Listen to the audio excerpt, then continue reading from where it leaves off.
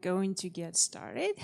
Good afternoon, everyone. Thank you all for joining us today. I'm Maria Ripps, Internet Analyst here at Canaccord Genuity, and it's my pleasure to introduce Don Patrick, CEO of Fluent. Don, thank you so much for joining us today, and I'll turn it over to you. Thank you, Maria. Thank you, everyone, for joining. So I'm going to walk through a couple slides here. I'd love if you guys want to interact at all with any questions as we go along, but I'll walk you through where we are and the exciting sort of strategic and financial pivot we're in the middle of. At the highest level, Fluent is a digital advertising company focused on customer acquisition for world-class brands.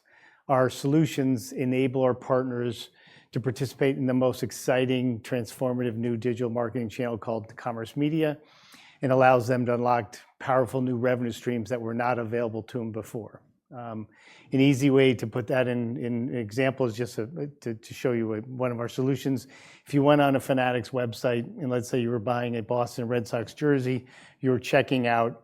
After you fill out the credit card information, you're shipping, you press submit. Before the confirmation page comes back from Fanatics, an ad will pop up that says, "Congratulations, because of your Boston Red Sox jersey purchase, you are now eligible for 3 months free of Hulu streaming services, or free shipping, or $25 back from Fan Cash." That technology that sits on the commerce media site of Fanatics, all of the intelligence around determining who you are, what your purchasing behavior has been, what your likely next purchase will be, and then connecting you to that advertiser like Hulu, that is our commerce media solution. I'm sure some of you have seen it in your purchases online over the last couple of weeks. So Fluent has been around for 15 years. We have grown their legacy business for the first 12 at a compounded average growth rate of over 12%. In 2023, we were the largest player in that customer acquisition space, in working with world-class brands like Apple and Disney and Walmart and SiriusXM. We became the largest primarily because we had the best quality. We had a first-party data asset that we built up over the years that helped us best identify who that individual was and how to interact with them in a meaningful way for them to connect to those brands. In early 2023, we decided to strategically pivot the business away from a legacy business and into commerce media. Commerce media was exploding onto the scenes. It had gone really from 0 to 50 billion in less than 4 years and expected to double again. So we took those strategic assets around our first-party data set and our ability to market to consumers, and we launched into our commerce media solution I gave you an example of earlier.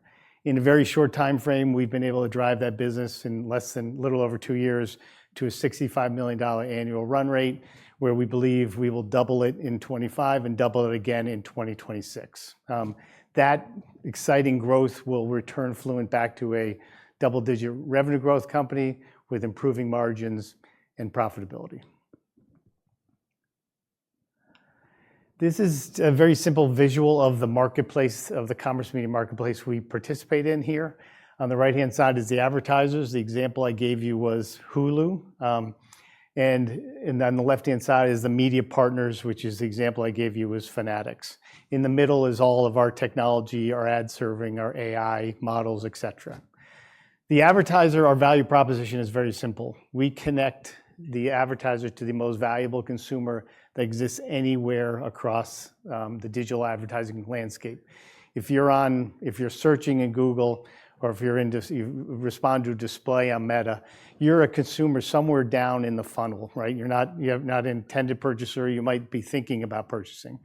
When you have your credit card out and you've bought that jersey on Fanatics, you are the most valuable consumer. You have your credit card out, and if the next ad is meaningful and can be an improved experience for you, you will purchase on that. So companies like Hulu or Disney or Walmart, et cetera, this is the most valuable consumer they can connect to across digital advertising. The media partners, I talked about this in the beginning, was that it unlocks a powerful new revenue stream that was not there before. So I'll give you an example of how the economics work. If Hulu says, "I'll pay you $100 to connect to that Fanatics consumer," and we'll do a revenue share split. $60 will go to Fanatics, $40 will go to Fluent as part of our gross profit. And if you're an average size retailer that's doing sort of 15 million transactions, which is not a lot, you will add an incremental profit anywhere between $3 to $5 million of revenue to your bottom line without any additional costs. There's no shipping costs. There's no cost of goods sold. So it's a very powerful incremental profit that allows them to decide to reinvest back into their business or to take that in profit. That is what's really driving the supply side here, is that ability to access revenue that we're not able to get to. Equally important is that the consumer experience is improved by that behavior. So if it's a meaningful ad and it's a meaningful experience and you sign up for Hulu, you're much more likely to come back to Fanatics in a faster time frame. So it improves the consumer experience for any commerce partner also. So commerce media is also originally was called retail media because it was beholden just to the retail media. Commerce obviously is non-retail. Commerce is the broader piece.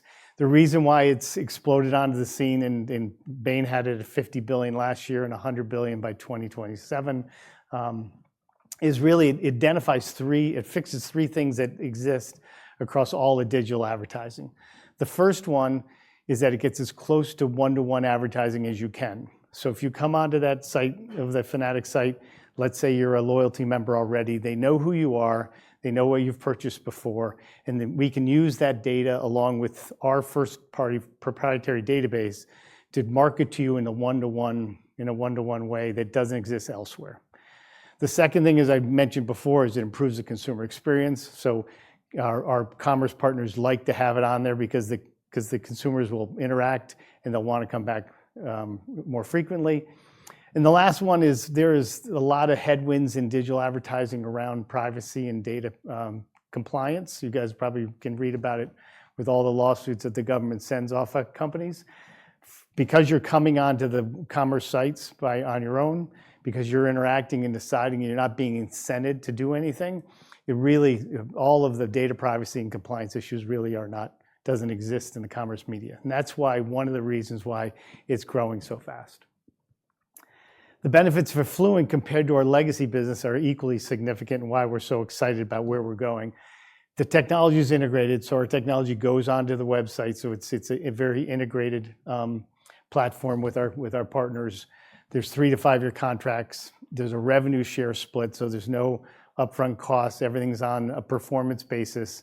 And then equally important, it's very predictable. So if we added Bath and Body Works in December or October of last year, we knew that they did 30 million annual sessions. We knew that 15 of those were going to start in October and end in January. So it's a very predictable model for us to run our business, but equally important, run our cost structure and how we add and make our investments. We talked about this. It's exploding. It's huge. There's lots of tailwinds in this business. So the reason why we feel so comfortable where we are and our ability to grow is obviously we're sitting in a good spot with lots of tailwinds. We've been able to grow this to 65 million in annual run rate as of the end of March. We announce next week, and that number will go up significantly. This is an example of where our numbers sit, and the green bars are the growth of the commerce media gross revenue and gross margin. This business runs at a higher gross margin than our legacy business. So not only are we growing, we're in a faster growth area, but we're in a margin accretive business. And we've been able to take it from really flat. We started in January of 2023, and you can see that by 24 Q4 and also in Q1, we've made a significant growth possibility and also higher margin business. The exciting thing for us from a strategic mix, is the bottom circles. So in Q1 2023, it was 0% of our gross profit. In Q1, it was 23%, and we see that being a majority of our profit as we head into 2026. There is seasonality, which is why you see a little bit of ups and downs on the boxes. So the best way to look at it is compare Q1 of 25 to Q1 of 24. The verticals that we serve mostly are retailers, and there's a fair amount of seasonality in that business today. And here's just a quick example of some of the partners that we work with that we're proud to call partners. We've been doubling the business each quarter, year over year. We have publicly said we will more than double the business from 24 to 25 and 25 to 26. It's really coming from these partners, right? We land into verticals like retail. We're also into ticketing and grocery and restaurants. We come out with the case studies around how we deliver better results than our competitors, and then we bring that down deep into the verticals in a true enterprise sales strategy. There is fantastic opportunity for us to get into other verticals like travel and finance and entertainment. We are not in that right now. We're not planning to be in that, right? But that's the continued growth beyond 26 for us.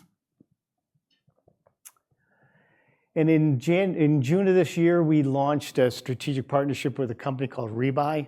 Rebuy is one of the top Shopify apps that helps merchants increase the size of their basket, interact with their consumers both pre and post purchase, and recommendation engines. We've integrated our technology within Rebuy's tech stack. So any merchant of Rebuy just needs to click a button and they now have availability to our commerce media solution within their partnership. Rebuy has 12,000 active members. Many of them are very small, so they're not the enterprise type clients we're going after on the retail side, but this is a very efficient way in which to market to this big ecosystem within Shopify. And they have more sessions they have double the sessions that we have right now across our whole platform. So there's great growth opportunities to penetrate the Shopify ecosystem and the more smaller merchants by our partnership with Rebuy. And the last piece just of our growth, this is a traditional consumer experience across a website. You come on and you shop and then you check out, and then there's CRM afterwards. We obviously play in that dark blue area. That's where we're focused. It's the most lucrative piece. It's also the hardest to get into. But there are significant opportunities across these other areas. And many of our partners right now are asking us to get into things like loyalty, into CRM, and also into the shopping cart monetization. We have, we'll be talking about that a lot more as we go into the future, but there's great opportunities beyond what we talked about. And we look at our opportunity within this whole ecosystem is $1 billion opportunity for our revenue. And we talked at the first part about a legacy business and how important it was in terms of how we started the business up. It really has a unique competitive advantages and sort of our moat against our competition. One is that first-party data asset that we built up over the years. So when the example of Fanatics consumer comes on, we will run that consumer match up against our Fluent identity graph. And that allows us to better target and understand who you are and serve the most relevant ads. I'll walk you through example, but we'll be able to provide significant uplift in revenue by using that Fluent identity graph. The second piece is where we grew up as a performance marketer. We know how to interact with consumers. We know how to work with advertisers to make those numbers work. And that's sort of the second DNA that we have. We really work aggressively with our advertisers to understand what happens not only when you sign up for that Hulu service first, but what happens afterwards. How long will you last? What's the turnover rate? And how do we best build those into our models and drive better results for them? And everything is powered by what we talked about as that first-party data asset and our AI models. Our AI models are built between clicks and conversions and lifetime value. But the core asset that we have that serves that obviously is our first-party data asset. That's the fuel that really gives us that competitive advantage. So I'm going to give you two case studies. This first one is for a media partner. The second one is going to be for an advertiser. This is a case study of a large sports retailer. They were with our competitor, a company called Rokt, which is the largest player in the marketplace. There was a lot of things going on with this media partner. They were looking to make some changes to their loyalty program. They're rolling out a whole nother solution for for their consumers, and they were not getting sort of the transparency and the ability to work with them hand in hand to help drive their business. So they left that company rocked for Fluent. And you can see the results on the right-hand side on an apples by apples basis. So the middle one is the most important to the media partner. So by coming on and choosing us and the consumer, for every consumer that came through that website for that retailer, we were able to drive 35% more revenue per consumer than the competitor. And equally important is that first one. For the advertisers, we were able to drive a 27% increase in lifetime value. So the quality of the consumer was better, and we're driving more revenue for the partners. And that's a direct reflection of that competitive advantage I talked about of utilizing our first-party data asset in order to better identify and understand what is the next best relevant ad that will be meaningful and be valuable to you as a consumer. And the second is around the advertiser. This was a gaming company that was looking to aggressively grow their business, and this kind of points to the scale of our solution, our ability to drive significant scale. They came to us and they said that they needed to hit a number for their, for the year in order to bring on new users. They came onto our system, and we were able to drive 650% quarter-over-quarter growth before they came with us. But after they came with us, they were 30% over their target return on ad spend, so it cost them less to acquire those customers. So we were providing those customers that were at lower return on ad spend. And the quality of those users that were coming onto the game, 89% of them were new, which is the main core metric for any new gaming company. So this is an example of how that drives that quality for the advertiser, which makes them want to bid up for those consumers on our commerce media solution. So here's the strategic and financial pivot we've been talking about. If you look on that first part of years up to 2022, we grew the legacy business on a double-digit compounded average growth rate over extended time period, became the largest player in the market. We did have an FTC inquiry that happened in 2020. We settled that in 2023. And unfortunately, with a very nominal fine, but they required us to have certain regulations that were beyond what was existing in the market. So we settled with that because we thought everything would be leveled up with that. And you can see our business started to decline in that legacy business, primarily because it was on an uneven playing field. So we decided to take those strategic assets and go into commerce media, which is higher growth, higher margin, and also a much more valuable business. You can't see the growth of the commerce media within these numbers. You saw it on the previous slide. But our inflection point is in the end of Q3 and Q4 this year. The commerce media side will be large enough to bring us back to growth. So you'll see those numbers moving up and to the right and back to profitability. So that's sort of the exciting strategic pivot that we've been going through. And now the financial pivot comes in the later part of Q3 and into Q4. The margins are larger, but equally important. The businesses are more, because of the revenue mix, the commerce media business is valued much more valuable than a customer acquisition digital marketing company. So we're excited about that strategic pivot. And once we get to the point where over 50% of our business is coming from that, we think the market will start to react positively to that. And here's our cap structure, fairly straightforward.